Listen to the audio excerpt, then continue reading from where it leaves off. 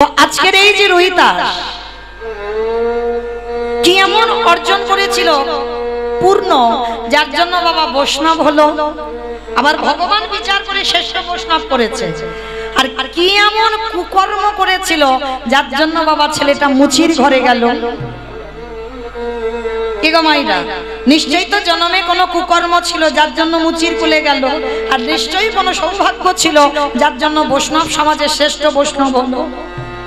তাহলে চলেন আজকের আমরা সবটাই জানবো। আর জানতে গেলে রোহিতাসে আগের জন্মের কথা আমাদের শুনতে হবে। মানে অপরাধটা করে ফেলেছিল আগের জন্মে, আর আগের জন্মে কি অপরাধ করেছিল সেইটা আজকের আমরা জানবো। চলেন, এই যে আগের জন্মে রোহিতাস এমন দুর্ভাগ্য কপাল নিয়ে জন্মেছিল মা। জন্মের আগেই দৈব দুর্ঘটনায় বাবার মৃত্যু হয়ে গেল। আর যখনই বাবার মৃত্যু হয়ে গেল 10 মাস 10 দিন পর মার কোল আলো করে ছেলেটা ভূমিষ্ঠ হলো। কিন্তু ছেলেটাকে জন্ম দিতে গিয়ে মায়েরও মৃত্যু হয়ে গেল। জন্মের আগে বাবা চলে গেল, জন্ম দিতে গিয়ে মা চলে গেল। আচ্ছা মায়েরা বলো তো দেখি, সন্তান জন্ম দিয়ে যদি বাবা চলে যায়, মা কিন্তু মানুষ করতে পারে। এটা বাস্তবে হয়, মা মানুষ করতে পারে, দেখবেন মা আগলে রেখে দেয়। কিন্তু সন্তান জন্ম দিয়ে যদি কারো মা চলে যায়, মানুষ হয়, মানুষ হবে না এটা আমার বলা ভুল হবে, মানুষ হবে। কিন্তু মা যেভাবে স্নেহ ভালোবাসা দিয়ে মানুষ করবে সেটা বাবা পারবে না। এটা বাবা কোনো অভিমানের কথা নয়। মা ভালোবাসে, বাবাও ভালোবাসে, কিন্তু দুটো তফাৎ। বাবার ভালোবাসা হলো ঐশ্বর্যের, আর আমার মাদের ভালোবাসা হলো মাধুর্য। আর যে সন্তানের বাবা মা দুজনেই চলে যায়, সমাজ তাকে কি বলে? মা অনাথ। আজকের এই ছোট্ট ছেলেটার কপালটা দেখো কিভাবে গড়ে এসেছে।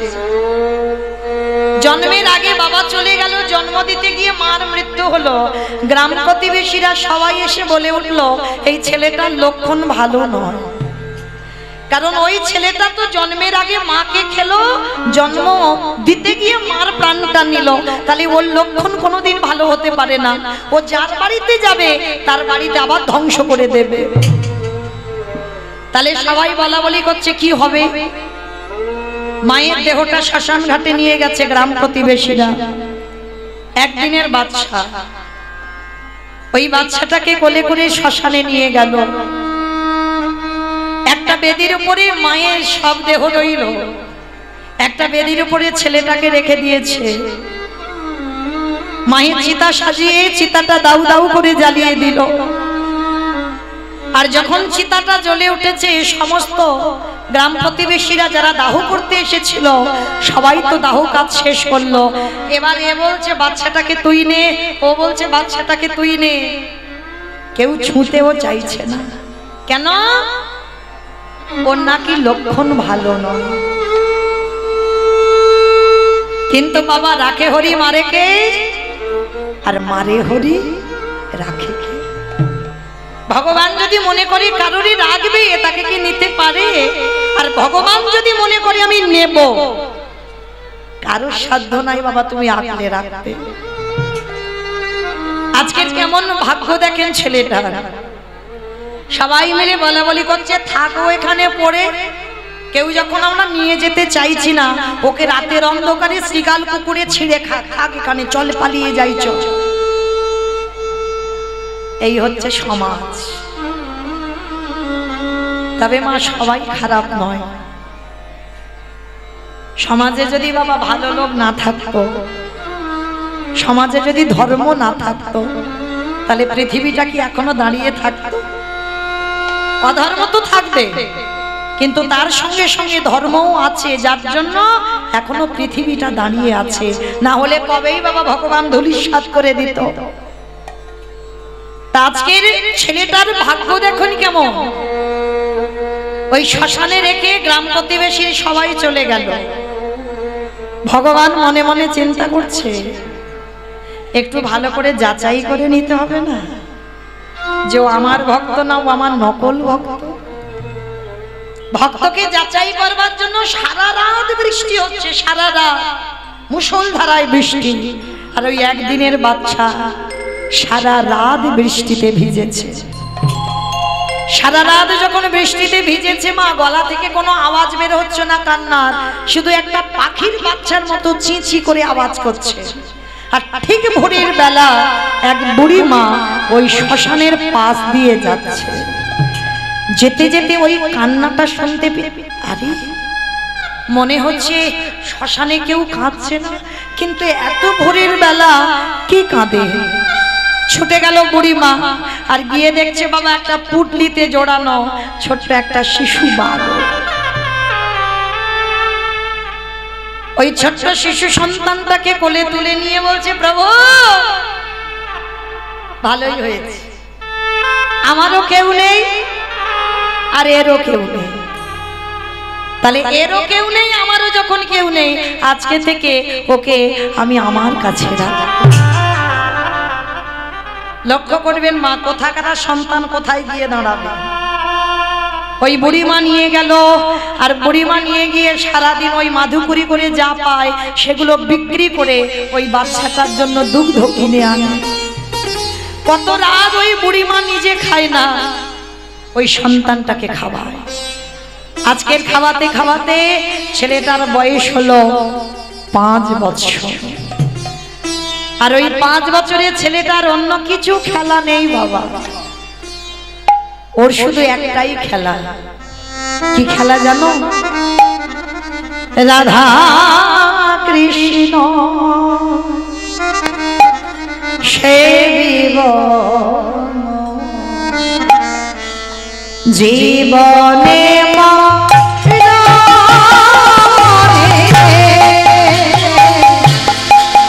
রাধা কৃষ্ণ সেবিব জীবনে মনে আজ যে স্থানে লীলা করেন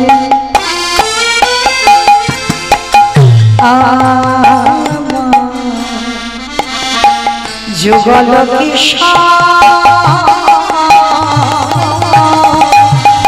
আহা যে স্থানে লীলা করে যুগল কিশোর আজ সখীর সঙ্গিনী হইয়া, আজ সখীর সঙ্গিনী হইয়া আজ তাহে রাধা কৃষ্ণ জীবনী মনে রাধা কৃষ্ণ সেবিব জীবনী মনে আজ বৃন্দাবনে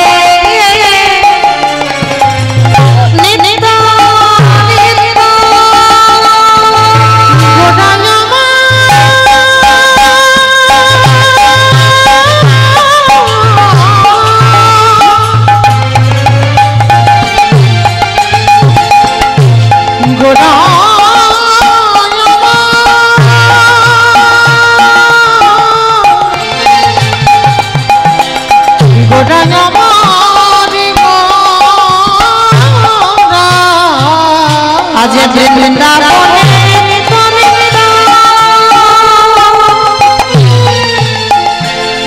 ওই যুগল লীলা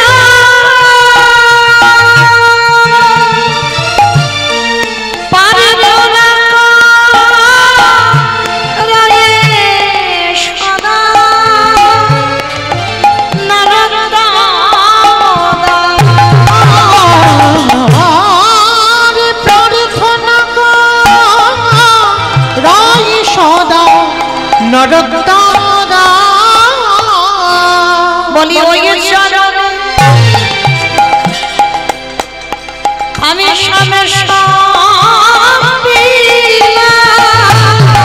আমার জীবন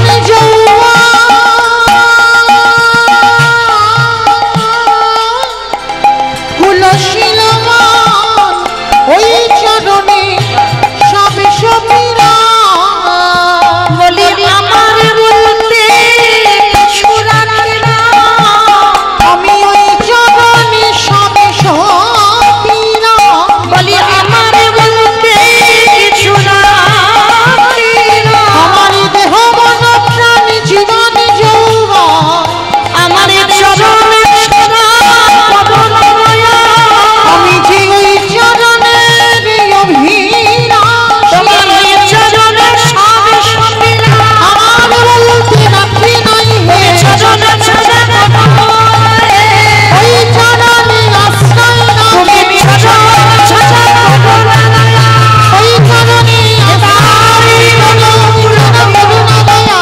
ওই চরণে আশ্রয় নামে ওই চরণে সবে সবিনা আরে ধরা করে সদা নরোত্তম প্রার্থনা করে সদা নরোত্তম এইবার যেই না ওই ছোট্ট ছেলেটার ভজন সাধন সবটাই ভগবানের চরণ। প্রথমে বাবাকে কেড়ে নিল, দ্বিতীয়বারে মাকে কেড়ে নিল, এইবার তৃতীয়বার যে বুড়িমা মানুষ করছে সেই বুড়িমাকে 3 দিনের জ্বরে ওই বুড়িমারও মৃত্যু হয়ে গেল। একাকী করে দিল ছেলেটাকে। যার বাড়িতে খিদের জন্য একটু যায় সে দূর দূর করে তাড়িয়ে দেয়, দূর হয়ে যায়। বাবা মাকে খেলিয়ে যে বুড়িমা মানুষ করছে তাকেও তুই খেলি, আবার আমাদের বাড়িতে এসেছিস খাবার জন্য, কেউ তোকে খেতে দেব না, সবাই দূর দূর করে তাড়িয়ে দিচ্ছে। একটা গাছের তলায় বসে বসে কাঁদে আর বলে, কৃষ্ণ আমি একবার যদি জানতাম তোকে ভালোবাসলে এত কষ্ট পেতে হয়, তোকে ভালোবাসলে এত জ্বালা যন্ত্রণা পেতে হয়, আমি এ জীবনে তোকে ভালোবাসতাম না। আমি তো বুঝতে পারিনি প্রভু যে তোমায় ভালোবাসলে এত জীবনে কষ্ট আসবে। 3 দিন হয়ে গেল ছেলেটা কিছু খাচ্ছে না, কেউ কিছু দিচ্ছে না। আর যখন 3 দিন কিছু খেতে পেল না, ওদিকে ভগবানেরও বড় খিদে, কষ্ট পাচ্ছে। কেন গো? এই কজন ভক্তের মধ্যে বাবা যারা দাঁড়িয়ে আছো, বসে আছো, আমি কীর্তনিয়া সম্প্রদায়, এই কজনের মধ্যে বাবা এমন এমন ভক্ত আছে যে সেবা দিলে তবে আমার ভগবানের সেবা হয়, আর যে সেবা না দিলে আমার ভগবান উপবাসে থেকে যায়। 3 দিন ওই ছোট্ট ছেলেটা কিছু খাচ্ছে না, ভগবানকে কিছু দিচ্ছে না, আর ওদিকে আমার ভগবানেরও কিছু খাওয়া হচ্ছে না। ভগবান মনে মনে চিন্তা করলো, দাঁড়াও একবার গিয়ে দেখি তো ভক্ত যে বড় কষ্ট পাচ্ছে, যাই একবার ভক্তের কাছে গিয়ে একটু সান্ত্বনা তো দিয়ে আসি। ভগবান একটা বৃদ্ধ বৈষ্ণবের রূপ ধারণ করেছে, কারণ মনে রাখতে হবে মা, আমরা সেই সৌভাগ্য অর্জন করিনি যে ভগবান সাক্ষাৎ এসে দেখা দেবে।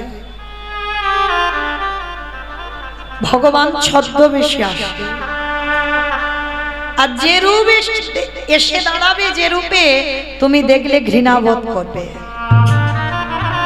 ওই জন্য ভগবান বলছে আগে মানুষ হয়ে মানুষকে ভালোবাসতে শেখ। মানুষকে কোনোদিন ঘৃণা করতে নেই বাবা, মানুষের কর্মটাকে ঘৃণা করো। অনেক ঘৃণ্য কর্ম আছে, কর্মটাকে ঘৃণা করো, কিন্তু কোনো মানুষকে ঘৃণা করো না। তো আজকে ছোট্ট ছেলেটার গতি দেখো কেমন, বসে বসে গাছতলায় কাঁদছে। আর খিদের জ্বালায় সবার বাড়িতে গেছে বলে মেরে সবাই তাড়িয়ে দিয়েছে। অঙ্গ থেকে রক্ত ঝরে ঝরে পড়ছে।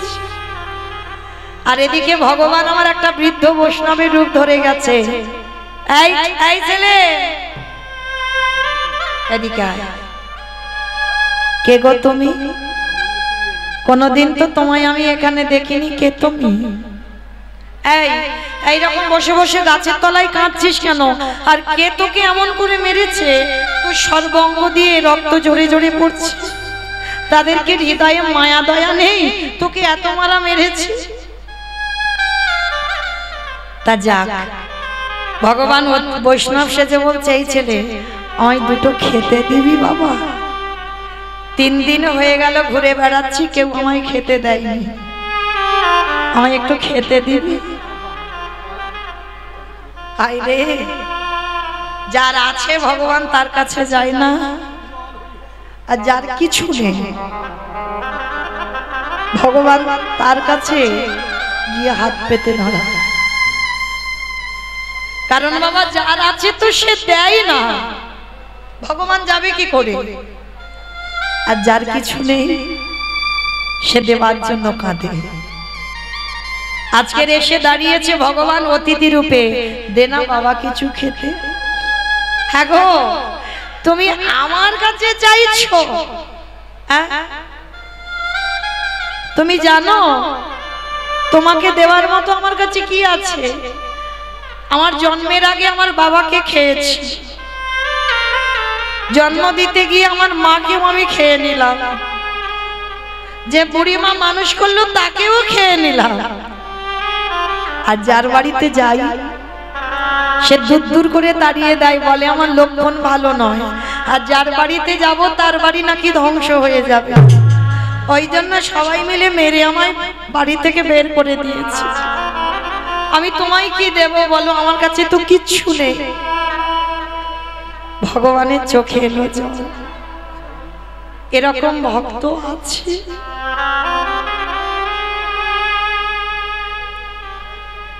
এমন সরলতা, এমন প্রেম, এমন ভালোবাসা আছে।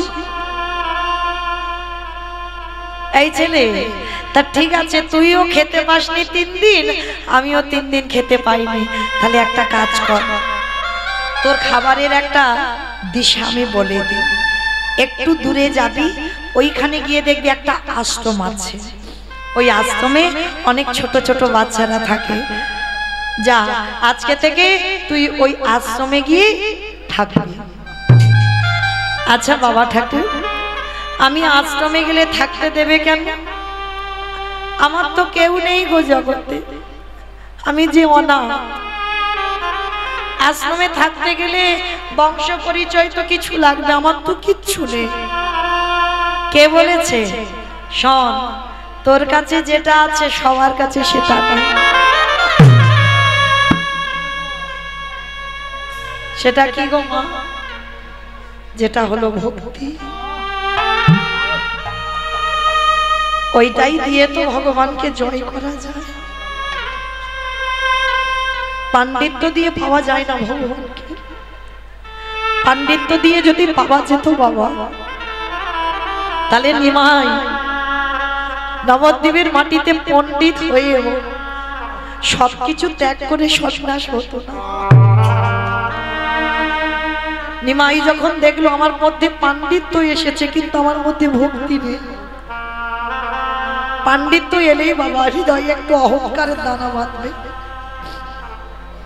ওই জন্য পাণ্ডিত্য থাকলে ভজন হবে না, পাণ্ডিত্য এলেই তোমার ভক্তি চলে যাবে। যার জন্য নিমাই যখন বুঝতে পেরেছিল বাবা সবকিছু পাণ্ডিত্য ত্যাগ করে দিয়ে সব ছেড়ে দিয়ে চলে গেল। হা কৃষ্ণ, প্রাণ কৃষ্ণ বলে কেঁদে বেড়াল। তা আজকে ছেলেটাকে বুঝিয়ে দিয়ে ভগবান কিছুক্ষণ পরে অন্তর্ধান হয়ে চলে গেল। আর ওই ছোট ছেলে ছুটতে ছুটতে গিয়ে ওই আশ্রমটা ছিল গুরু রামানন্দ ঠাকুরের আশ্রম। আর একেবারে রামানন্দের চরণে পড়ে একেবারে আছাড় খেয়ে পড়ে ডাকলো, গুরুদেব। আয় আয়, কে তুই? আমার পা দুটো জড়িয়ে ধরে কাঁদছিস কেন? নাম কি? থাকিস কোথায়? বাবা মাকে? বাড়ি কোথায়? অনেক প্রশ্ন। ছোট্ট ছেলেটার একটাই উত্তর, আমি অনাথ, আমার কেউ নেই। এই জন্য আমার পা দুটো জড়িয়ে ধরলি? হ্যাঁ রে বাবা, আমার আশ্রমে থাকতে গেলে কিছু নিয়ম আছে। বলো গুরুদেব, আমায় কি করতে হবে? আমি করব। শোন, আমার এই গুরু আশ্রমে থাকতে গেলে তাকে মুষ্টি ভিক্ষা করতে হবে। আমার মুষ্টি ভিক্ষার একটা নিয়ম আছে। এই যে আমাদের শরীর যতক্ষণ চলবে ততক্ষণ বাড়িতে বাড়িতে ভিক্ষা করতে পারবো, কিন্তু এই যে মুষ্টি ভিক্ষাটার নিয়ম রামানন্দ স্বামী মাত্র 3টে বাড়ি। আর 3টে বাড়ির ভিতরে গেলে হবে না, তুমি রাস্তা দিয়ে যাবে, তোমার কাঙাল বেশ দেখে, তোমার ওই পাগল মনে করে গেরুয়া পোশাক দেখে কেউ যদি বাড়ির বাইরে এসে তোমার এক মুষ্টি ভিক্ষা দেয়, ওই রকম 3 মুষ্টি ভিক্ষা, 4 মুষ্টি নিলে হবে না, 3 মুষ্টি ভিক্ষা এনে আমার প্রভুর জন্য রন্ধন করে দিতে হবে। কিরে ছেলে, পারবি? পারবো, পারবো গুরুদেব। তবে শোন, যদি কোনোদিন অন্যথা হয় সেদিন কিন্তু আমি গলা ধাক্কা দিয়ে আশ্রম থেকে বের করে দেব। ঠিক আছে গুরুদেব, আমি কথা দিচ্ছি কোনোদিন আমার ভুল হবে না, আমি প্রতিদিন মুষ্টি ভিক্ষা করব। আশ্রয় পেয়ে গেল। আর যেই না গুরুদেবের আশ্রয়ে পেয়ে গেল, ভগবান মনে মনে চিন্তা করলো, প্রথমে ওর বাবাকে কেড়ে নিলাম, দ্বিতীয়বারে ওর মারে কেড়ে নিলাম, তৃতীয়বারে যে বুড়িমা মানুষ করলো তাকেও কেড়ে নিলাম, এইবার চতুর্থবার দেখি এইবার কি করে। মনে রেখো বাবা, যারা কৃষ্ণ ভক্ত হবে তাদের কোনোদিন দুঃখে শেষ হবে না। একটার পর একটা বাবা লাগাতার লেগে থাকবে, দুঃখ কষ্ট ব্যথা বেদনা। তারা জীবনে খুব সুখী হবে না। কেন জানো?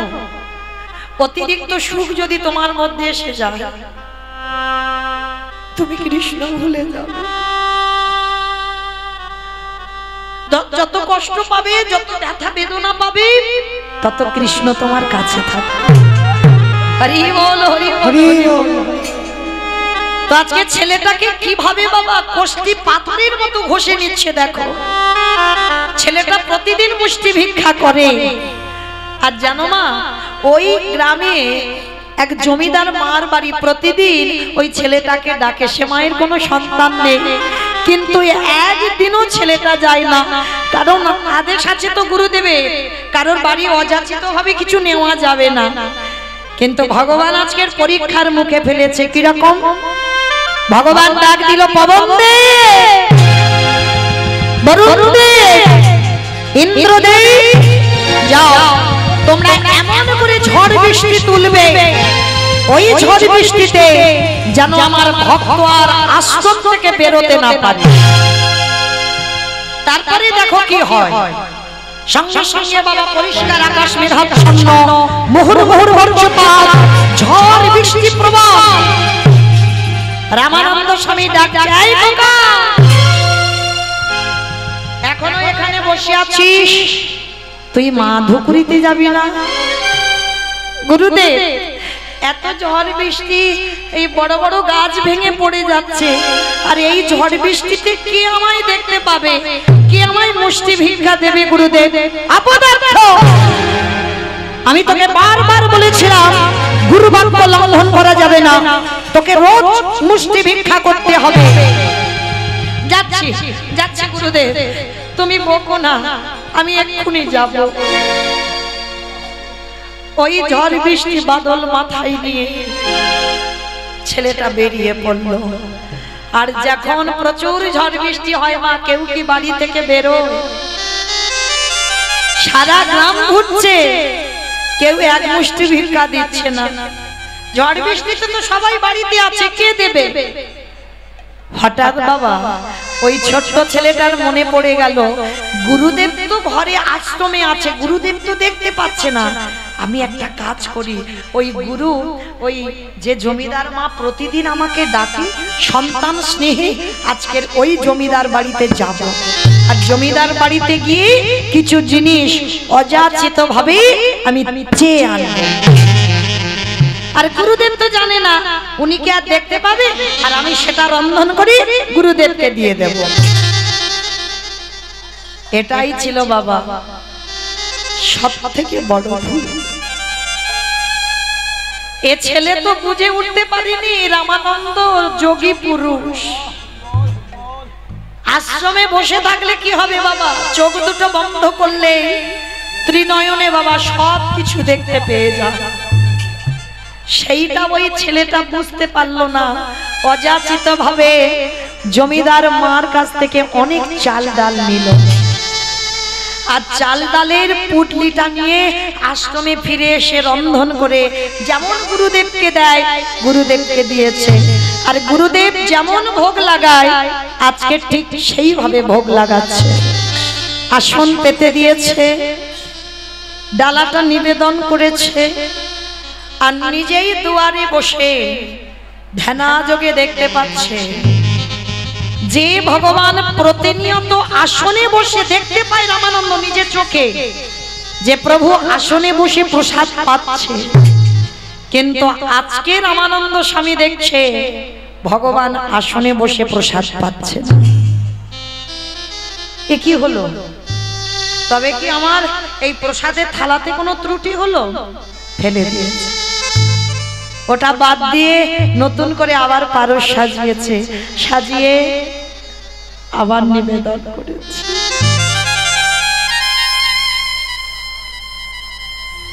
দাদা যোগে দেখছি ভগবান আসলে বসছে। দৈবমানি করলো রামানন্দ, তুমি প্রতিদিন মুষ্টি ভিক্ষা দাও বলে আমি তোমার আশ্রমে প্রসাদ পাবো, কিন্তু আজকে তোমার শিষ্য ঘোর অন্যায় করে ফেলেছে। আজকে তোমার শিষ্য অযাচিত ভাবে লোকের বাড়ি থেকে হাত পেতে চেয়েছে, আর এই লোকের বাড়িতে হাত পেতে চেয়ে যে আমার সেবা দেয়, আমি সে প্রসাদ তো কোনোদিন গ্রহণ করি না। শোনো রামানন্দ, তুমি মুষ্টি ভিক্ষা দাও বলে আমি তোমার আশ্রমে প্রসাদ পাই, আর আজকে থেকে আমি তোমায় বলে রাখলাম আজকের পর থেকে কোনোদিন তোমার এই আশ্রমে আমি প্রসাদ পাবো না, পাবো না, পাবো না। গুরুদেব রাগান্বিত হয়ে ছেলেটাকে ডাক দিয়েছে, এদিকে আয়, আগে শিগগিরই এদিকে আয়, সত্যি করে বল তুই মুষ্টি ভিক্ষায় গিয়েছিলিস? বাবা যারা দেখবে ছোট বাচ্চা তারা মিথ্যা কথাটা আগে বলে না, সত্যিটা আগে বলে ফেলবে, তারপরে মিথ্যা বলবে। যেই না গুরুদেব চেপে ধরেছে, শিষ্য এসে বলছে, গুরুদেব, গুরুদেব জানো আজকের এই ঝড় বৃষ্টিতে আমি তো কোথাও যেতে পারিনি, কেউ তো আমায় দেখতে পাইনি। আর জানো গুরুদেব, আমি এক জমিদার বাড়িতে গিয়েছিলাম, আর সেই জমিদার মা আমাকে অনেক ভিক্ষা দিয়েছে। জানো গুরুদেব, আমাকে আর এক সপ্তাহ ভিক্ষায় যদি না যায় আমাদের আশ্রমে কোনো অসুবিধা হবে না। অপদার্থ, তোর এত বড় স্পর্ধা, তুই গুরু বাক্য লঙ্ঘন করলি। আমি তোকে বলেছিলাম আমার আশ্রমে সেবা দিতে গেলে মুষ্টি ভিক্ষা লাগবে, তুই ভুলে গেলি আমি যোগী পুরুষ, আমি মুষ্টি ভিক্ষা দিয়ে সেবা দিই বলে প্রভু সেবা পাই। আজকে তোর মতো শিষ্যের জন্য আমার ভজন নষ্ট হয়ে গেল, তোর মতো শিষ্যের জন্য আমার প্রভু আর আশ্রমে প্রসাদ পাবে না। বেরিয়ে যা, এক্ষুনি আমার এই আশ্রম থেকে দূর হয়ে যাবে। চরণটা গুরুদেবের জড়িয়ে ধরেছে, গুরুদেব, গুরুদেব আমাকে মারো, আমাকে মারতে মারতে তুমি মেরে ফেলে দাও, কিন্তু তুমি চরণ ছাড়া করো না, পাটা ছেড়ে দে, পাটা ছেড়ে দে বলছি, পাটা ছেড়ে দে। মানলো সজোরে একটা শিষ্যের পিঠে লাথি।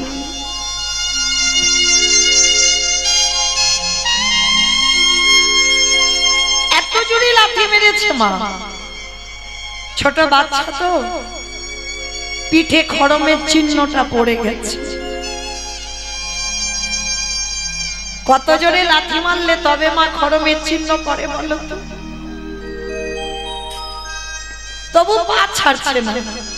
গুরুদেব তুমি আমায় মারো, আমায় মারতে মারতে তুমি মেরে ফেলে দাও, এই আশ্রমে আমি প্রাণ হারাবো, কিন্তু তোমার চরণ ছাড়া করো না।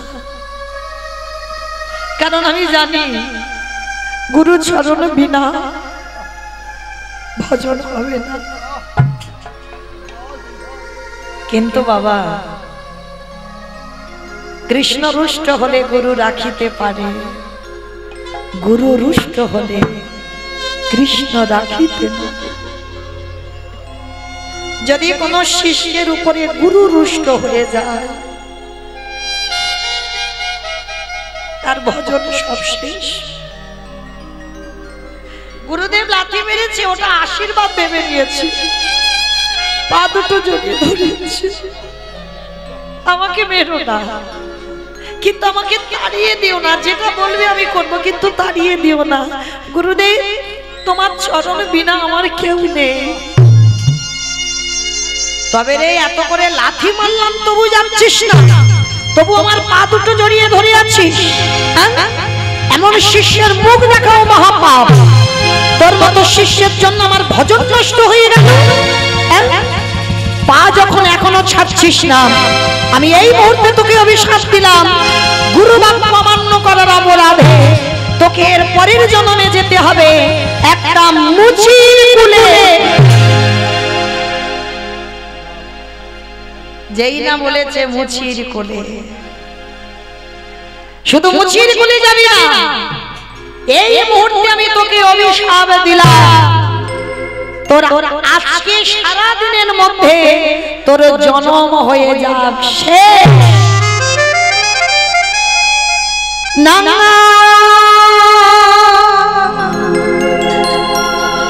বলো না, আমি আর সইতে পারি না, আমি সইতে পারি না, না বলো না। এই মুহূর্তে তুই বেরিয়ে যাবি দুয়ার থেকে। আমি আর সহিতে পারি না,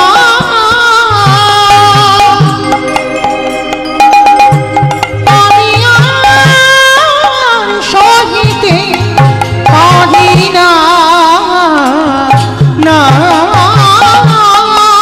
বলো না।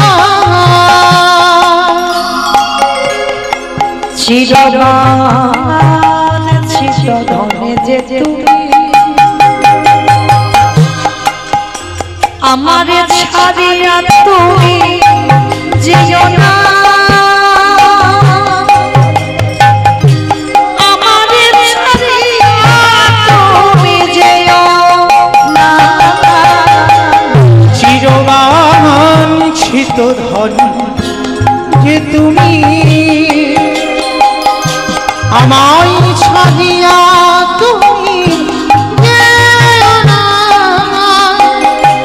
আমায় ছাড়িয়া তুমি যেও না, না বলো না। ও গো গুরুদেব, তুমি আমার করে অভিশাপ দিও না, আমি যে শহীদ পারিব না। কি অভিশাপ দিল, শুধু লাথি মারলো না, তোর জন্ম হবে মুচির কুলে, আজকে 24 ঘন্টার মধ্যে তোর জীবন হবে শেষ। এতক্ষণ যে ছেলেটা চরণ ধরে কাঁদছিল, পাটা ছেড়ে দিয়েছে। ঠিক করেছ গুরুদেব, তুমি ঠিক করেছ। আমার মতো পাপীর কোনো অধিকার নেই তোমার চরণ সেবা করার। গুরুদেব, এই যে তুমি আমায় অভিশাপ দিলে আমি মুচি খুলে যাব, কিন্তু গুরুদেব তোমার চরণে আমার নিবেদন। আমি রামে জানি না, নারায়ণে জানি না, আমি কৃষ্ণ জানি না, আমি ওই মুচি খুলে গিয়ে যেন আমি গুরু চরণ ভুলে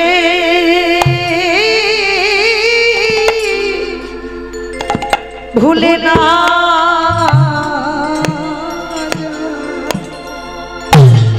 আমি যে চরণে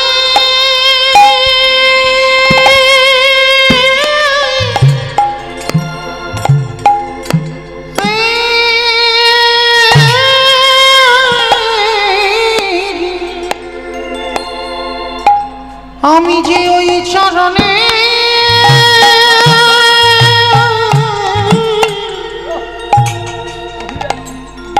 বড়ই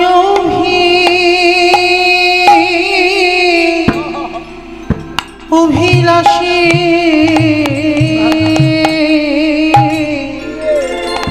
ও গো গুরুদেব,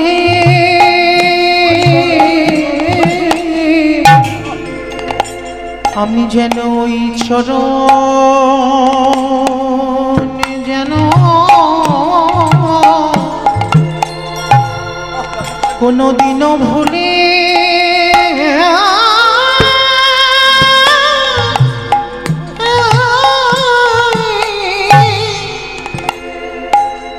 ভুলে না যা। ওগো দয়াল গুরুদেব, নদীর ঘাটে নৌকা যদি না বাঁধা থাকে, যদি গুরু রূপে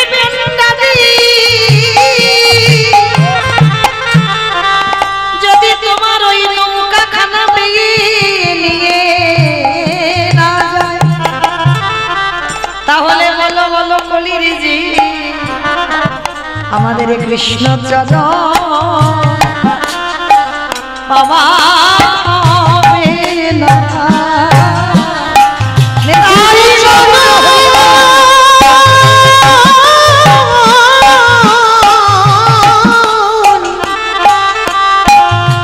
এবারে গুরু চরণ আশ্রয় না করিলে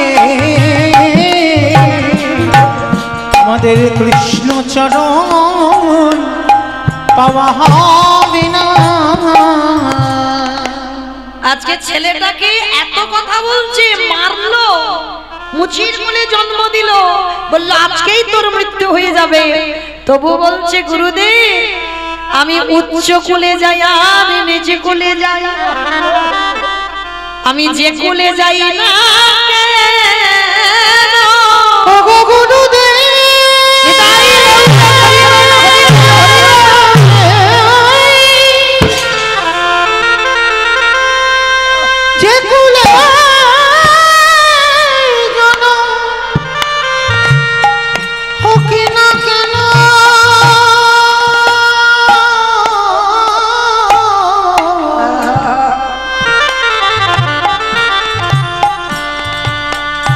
আমি যেন গুরু চরণ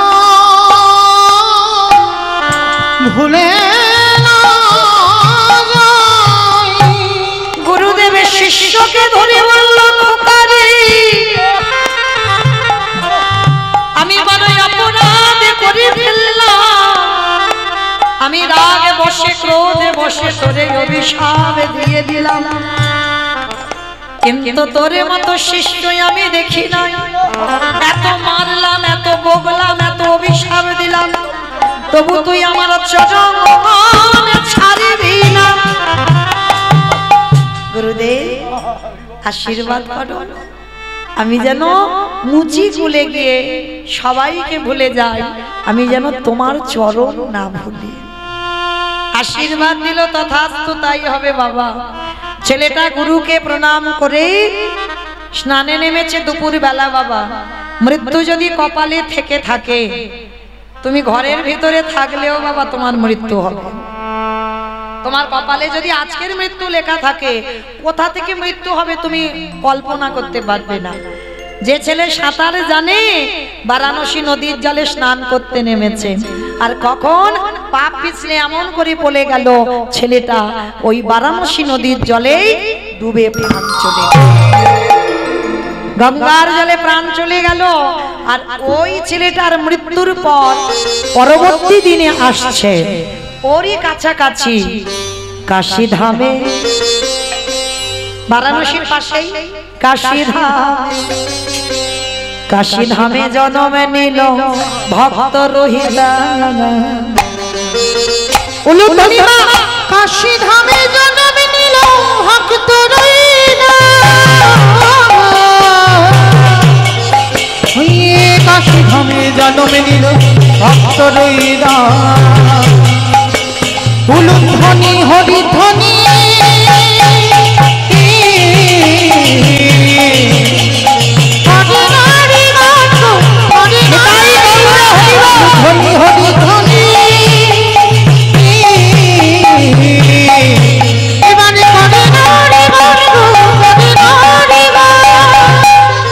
ভাগে বাজে ঢোলক বাজে, ভাগে বাজে ঢোলক বাজে মাদলে দিল। ঢোলক বাজে মাদলে দিল,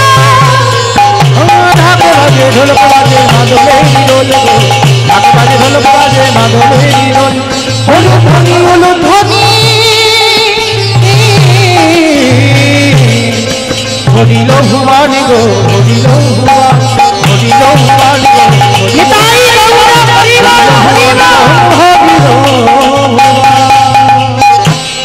জন্ম হলো, জন্মে হলো আজ ভক্তের জন্ম হলো ভক্তের আজি, জন্মে হলো ভক্তের আজি, জন্ম হলো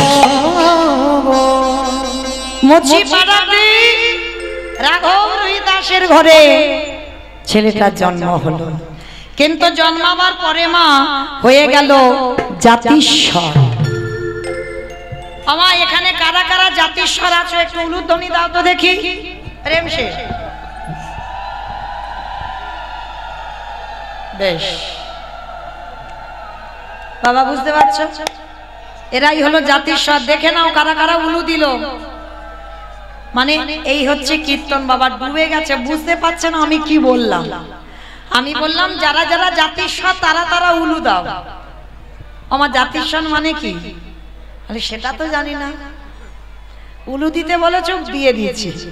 কিন্তু আমি বললাম যারা জাতিস্বর, জাতিস্বর তাদের বলে আগের জন্মে সব কথা যাদের মনে আছে।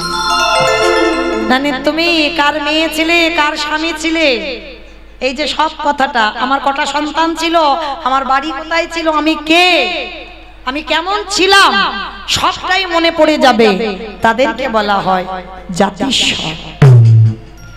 তার ছেলেটা জন্ম নিয়েছে মার কোলে, হয়েছে জাতিস্বর। শুধু 12 দিন হয়ে গেল মাতৃস্তন দুগ্ধ পান করছে না, বাবা শুধু কেঁদেই যাচ্ছে। ওঝা বৈদ্য কবিরাজ সব এলো, কিন্তু ছেলের কান্না থামে না। এবার গ্রামের লোকজনরা সবাই বলা বলি করছে, হ্যাঁ রে ছেলেটার কি হলো বলতো, এত ডাক্তার বৈদ্য কবিরাজ করছে কিছুতেই ছেলের কান্না থামে না।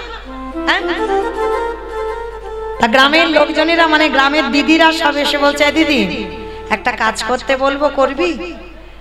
তার রহিদাসের মা বলছে, বলো দিদি কি করতে বলছো? যে যেটা বলছে তো আমি সেটাই করছি, কিন্তু ছেলে স্তনদুগ্ধ খাচ্ছে না, জলও মুখে দিচ্ছে না, 12 দিন হয়ে গেল ছেলে শুধু কেঁদেই যাচ্ছে। অমাইরা কাঁদছে কেন গো? সেই গুরু চরণের কথা মনে পড়ছে। 12 দিনের ছেলে তো কথা বলতে পারে না, সে গুরু চরণ বলতে পারছে না, মা কেঁদেই পাগল। তা সবাই এসে দেখলো ছেলের কান্না থামছে না। তা গ্রামের দিদিরা এসে বলছে, শোন দিদি, একটা কাজ কর, আমাদের একটু দূরে ওখানে বারাণসীতে গুরু রামানন্দ স্বামীর আশ্রম আছে, চল তো একবার তোর ছেলেটাকে নিয়ে যাই। আর যেই না বলেছে রামানন্দ, ওই আওয়াজটা যেই ছেলের কানে গেছে, ছোট্ট 12 দিনের ছেলে খিলখিল করে হেসে উঠল। হ্যাঁ রে দিদি, যে ছেলে 12 দিন শুধু কেঁদে গেল, আর ওই নামটা যেই না তোরা বললি, ছেলে হাসছে কেন? বলে দিদি চল, মনে হচ্ছে ওইখানে গেলেই ছেলে ভালো হবে, চল একবার নিয়ে যাই। সবাই মিলে গ্রামের লোকজনেরা গিয়ে ওই ছেলেটাকে, ছোট্ট রোহিতাস খুব সুন্দর দেখতে, ছেলেটাকে নিয়ে লোহার চুম্বক যখন কাছে কাছে আসে বাবা, একটা টান দেয়। টান দেয় না? এমন টান দেবে না একেবারে দুটো আটকে যাবে, যাবে কি না? আচ্ছা বলো তো বাবা, এই যে একটা লোহার পেরেক নেবে আর একটা চুম্বক নেবে, যেই না কাছে কাছে আসবে টান দেবে, বলো তো কে কাকে টানছে?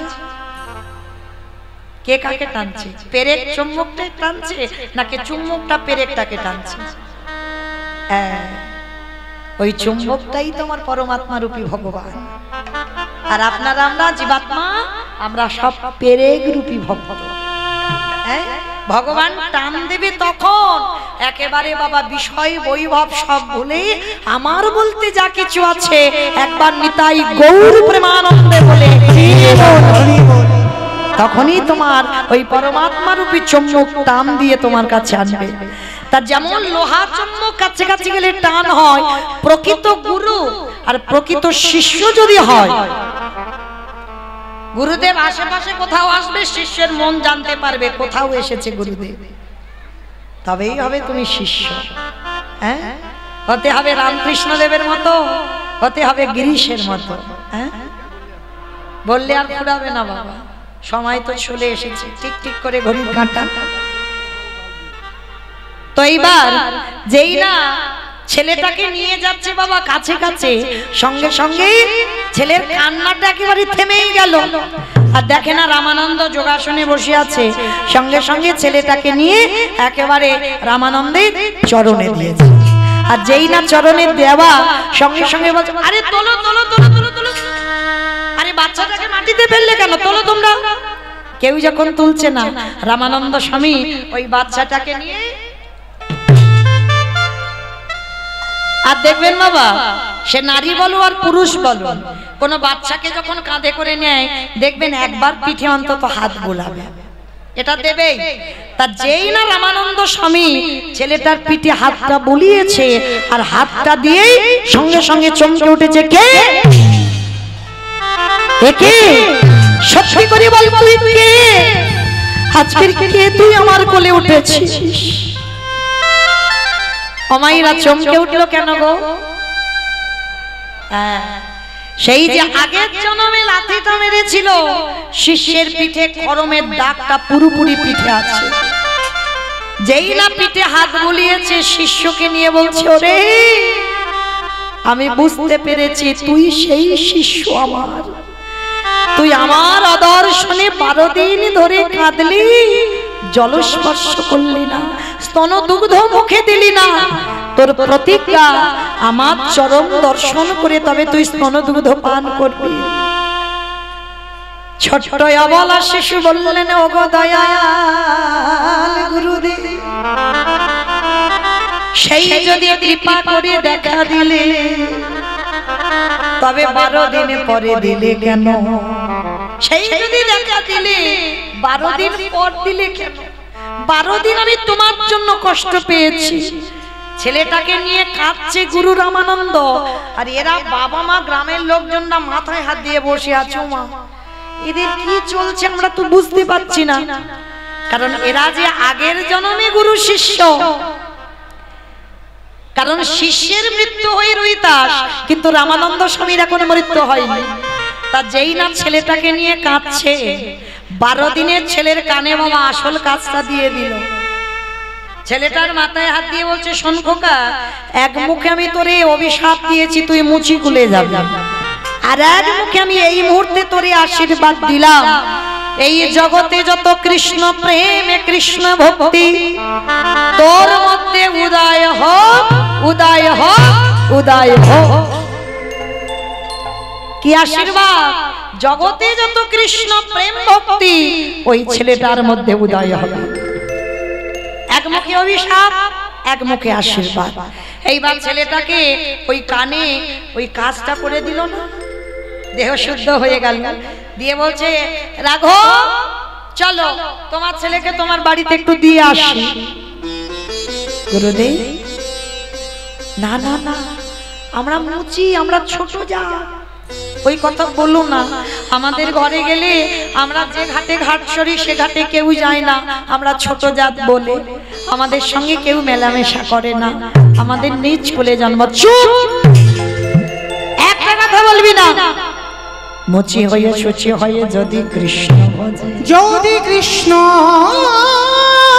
ভজে, শুচি হয়ে মুচি হয়, যদি কৃষ্ণ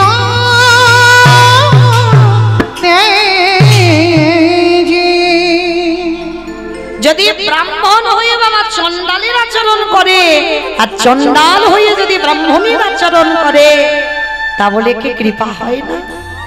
হ্যাঁ, আমি চক্রবর্তী, আমি ভট্টাচার্য মুখার্জি বলেই যে আমি ব্রাহ্মণ হব না। ভাগবত আশ্রয় যারা করেছেন ব্রাহ্মণ সবাই হতে পারবে, যদি বেদ অধ্যয়ন করতে পারো, মন্ত্র পাঠ করতে পারো, যদি ব্রহ্মত্ব অর্জন করতে পারো, তাহলেই তুমি ব্রাহ্মণ। হ্যাঁ, আমি চক্রবর্তী মুখার্জি বলে যে ব্রাহ্মণ না। হরি বল। তো আজকে সেই ছেলেটাকে নিয়ে ওই বস্তি পাড়াতে, গুরুদেব বলছে চুপ করে একটা কথা বলবে না, আমার ভগবানের কাছে কোনোদিন জাত বিচার নয়, ওটা মানুষের কাছে হয়। চলো, তা 12 দিনের ছেলেটাকে কোলে করে নিয়ে আজকে রেখে এলো। হরি বল। আসা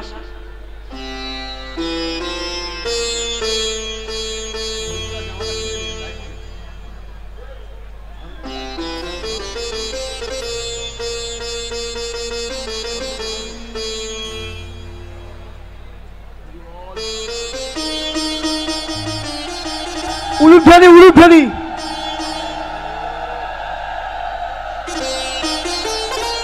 নিতাই গৌর কৃষ্ণ প্রেমানন্দে হরি বল, হরি বল, হরি বল। উলুধ্বনি, উলুধ্বনি মায়েরা, উলুধ্বনি।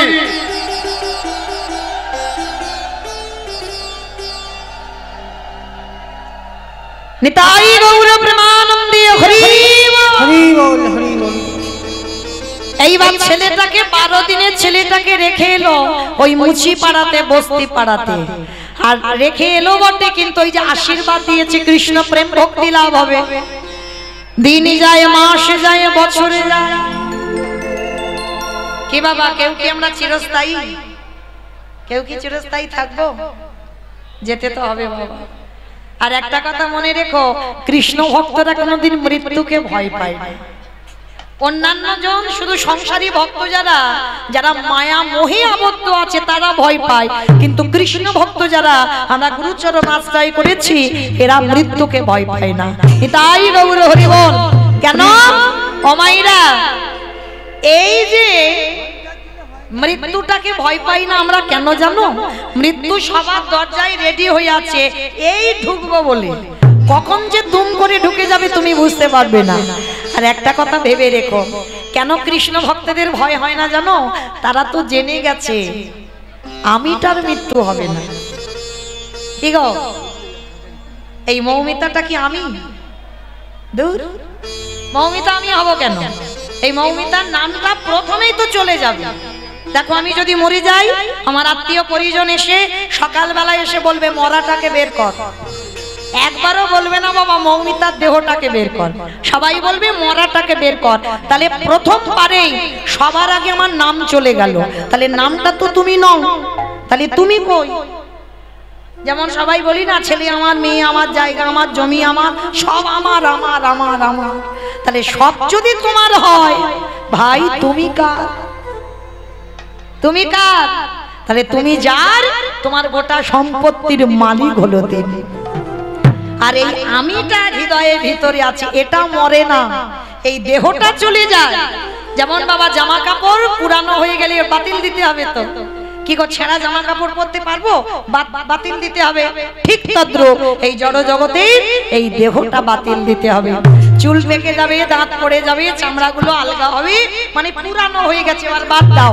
বাদ দিয়ে আবার নতুন বস্ত্র পরিধান করো, নতুন দেহ ধারণ করো। তাহলে কৃষ্ণ ভক্তরা জানে, কারণ এরা গীতা ভাগবত পড়ে, এরা জানে আমিটার মৃত্যু হয় না।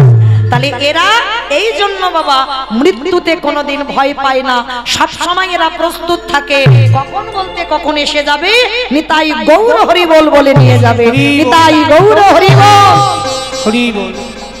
তাহলে চলেন, আজকে দিন মাস সপ্তাহ পর বছর পর চলে যাচ্ছে, ছেলেটা বড় হলো, বাবা মার মৃত্যু হয়ে গেল। আর দেখবেন বাবা মার মৃত্যুর পর ছেলে বাবা মা থাকলে কিন্তু আড্ডা দিয়ে বেড়ায়, ঘুরে বেড়ায়, কিন্তু বাবা মার মৃত্যুর পর কাঁধে একটা চাপ পড়ে। আর রোহিতাস বাবা মা দুজনেই গত হলো, এবার সংসার চালাবে কি করে? কি করেছে জানো? ছেলেটা একটা ব্যবসা শুরু করেছে। বাবা ঠাকুর, আপনারা আমরা ব্যবসা করি, কতটা লাভ করা যায়? ব্যবসা করি না, কতটা লাভ পাওয়া যাবে? কিন্তু রোহিতাসের এই ব্যবসা নয়। রোহিতাস এমন একটা ব্যবসা খুলেছিল না, জুতোর ব্যবসা। আর এই জুতোর ব্যবসায় প্রতিদিন নিজের হাতে 2 জোড়া করে জুতো বানাতো। 2 জোড়া মানে 4টে জুতো। 1 জোড়া জুতো রাস্তার ধারে বসে বিক্রি করত, আর 1 জোড়া জুতো ফ্রিতে, মানে বিনা পয়সায়, যদি ভক্ত দেখতে পেত, ভক্তকে দান করে দিত। ভালো করে বুঝবেন বাবা রোহিতাসের চরিত্রটা।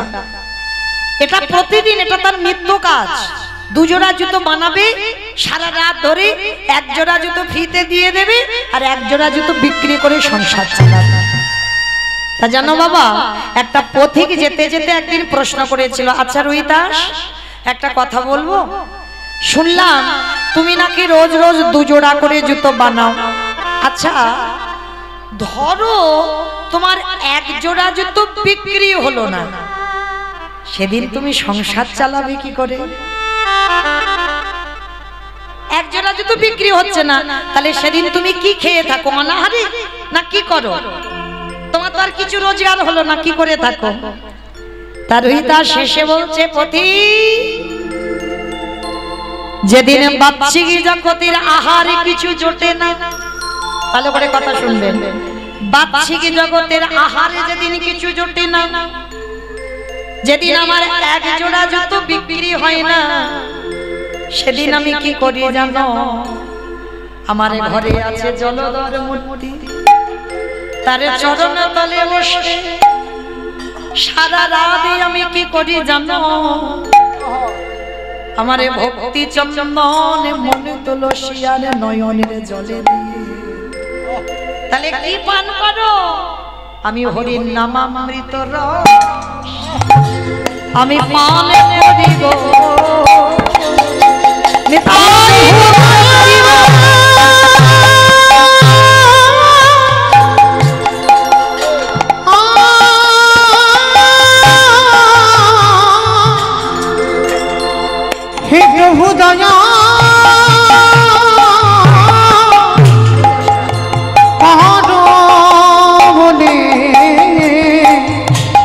হরি নামামৃত রস পানি করি গো। সেই রোহিতাস হরির নামামৃত রস পান করে, আর এত বড় ভক্ত, ভগবান চিন্তায় পড়ে গেছে, ও তো মুচি, ওকে একটু জাতে তুলতে হবে, ওকে একটু সম্মান দিতে হবে। আর সম্মান দেবার জন্য যুধিষ্ঠির মহারাজকে ডেকে বলেছিল, যুধিষ্ঠির মহারাজ শোনো, পিতামহ ভীষ্মকে সারসজ্জায় দিয়েছ, অস্ত্রগুরু দ্রোণাচার্যকে বধ করেছ, কত ভাই বোনেদের হত্যা করেছ, গুরুজনদের মেরেছ, এতে পাপ হয়েছে। যুধিষ্ঠির বলছে তাহলে কি করতে হবে? বলে বৈষ্ণব সেবা দাও। বলে আমি একবার তো দিয়েছিলাম রাজস্বয় যজ্ঞ। বলে না, প্রকৃত বৈষ্ণব সেবা হয়নি। বলে কৃষ্ণ তাহলে তোমার বিচারে প্রকৃত বৈষ্ণবটাকে? বলে আমার বিচারে প্রকৃত বৈষ্ণব একজন, তিনি হলেন কাশীধাম নিবাসী, যার নাম হলো রোহিদাস। তবে শোনো, অর্জুনকে নিমন্ত্রণে যেতে হবে। অর্জুন মাথায় হাত দিয়ে বসেছে, সর্বনাশ, আমি যাব মুচি পাড়াতে? করার কিছু নেই বাবা, কৃষ্ণ আজ্ঞা পালন করতে হবে। আর মনে মনে ভেবে যাচ্ছে ও বেটা যাতে আসতে না পারে একটা কায়দা করে আসে। কৃষ্ণ চরণ ধোলাটা নিয়ে একেবারে মুচি পাড়াতে গেছে। আর মুচি পাড়াতে গিয়ে যেই না বাবা রোহিদাসের দরজার সামনে গিয়ে দাঁড়িয়েছে, রোহিদাস বলছে পার্থ আমি যাব, কিন্তু কথা দিলাম আমি যে যাব, কিন্তু আমার বাড়িতে এসেছো একটু প্রসাদ পাও। বলে অসম্ভব, আমি একটা মুচির বাড়িতে প্রসাদ পাবো, এটা কোনোদিন হতে পারে না। বলে দেখো তোমার কৃষ্ণ তো আমার মুচি কুলে জন্ম দিয়েছে, এর জন্য তো আমি দায়ী নয়। এইবার যেই না বাবা রোহিদাসের ঘরে গেল, গিয়ে বাবা তেলটা মাথায় দিয়েছে, বা স্নানটা করতে হবে। স্নান করবে কোথায়? কুয়োতে জল আছে, তাতে চামড়া ভিজানো আছে। রোহিদাস বলছে চামড়াগুলোকে সরিয়ে তুমি স্নান করে নাও। হাই ভগবান, চামড়াগুলো সরিয়ে স্নান? যেই না সরিয়েছে বাবা আর জলটা কাটিয়ে স্নান করতে যাবে, অর্জুনকে দেখে পতিত পাবনী গঙ্গা কুয়োর নিচে চলে গেছে। আর কুয়োর নিচে থেকে বলছে অর্জুন তুই হলি মহাপাপী, কারণ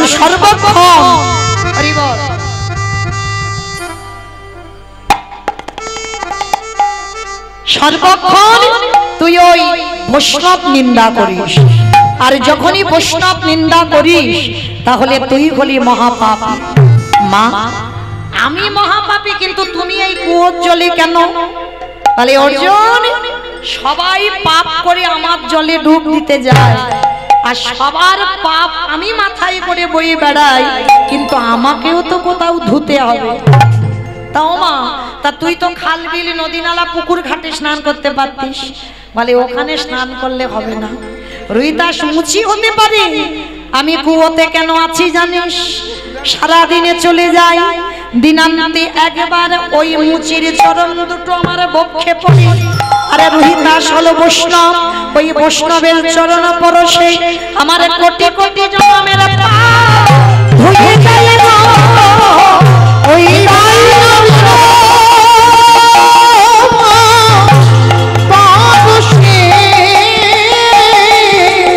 আমার কোটি কোটি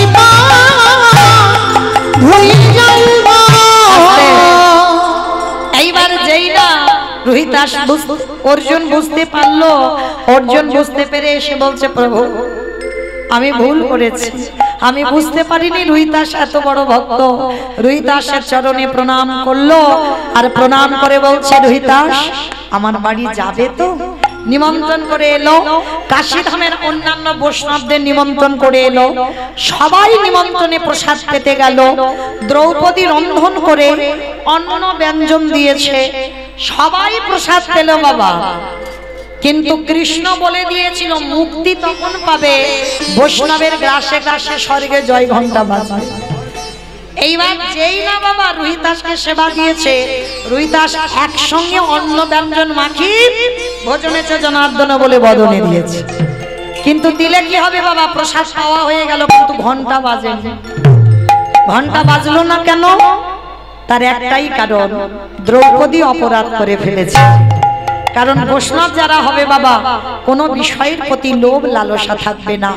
এই যে পঞ্চ ব্যঞ্জন, ব্যঞ্জন মানে মা তরি তরকারি, অন্ন মানে ভাত, তা এই যে পঞ্চ ব্যঞ্জন তৈরি করে তুমি ভগবানকে দিয়েছো, আর দেখবেন ভগবানের প্রসাদ পেতে গেলে ও সব একসঙ্গে মাখাতে হবে। হ্যাঁ, ডাল আলু ভাজা চাটনি পায়েস পাঁপড় পনির যা কিছু করবে সব একসঙ্গে মাখাতে হবে। আর দেখবে ওই একসঙ্গে মাখালে তার একটা আলাদা। আর বৈষ্ণবে জানা হবে তাদের চরিত্র এমন থাকা উচিত যে একসঙ্গে সব প্রসাদ নিয়ে একসঙ্গে মাসিয়ে প্রসাদ।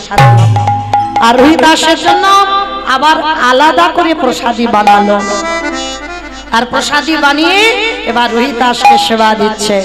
সোনার থালায় রূপোর থালায় ধূপ দিবে প্রদীপে ঘন্টা বাজিয়ে যেই না আর যেই না নিবেদন করা সঙ্গে সঙ্গে রোহিদাস গ্রাস স্বর্গ হতে জয় ঘন্টা বাজিতে লাগিল। আহা স্বর্গ হতে জয় ঘন্টা বাজিতে লাগিল।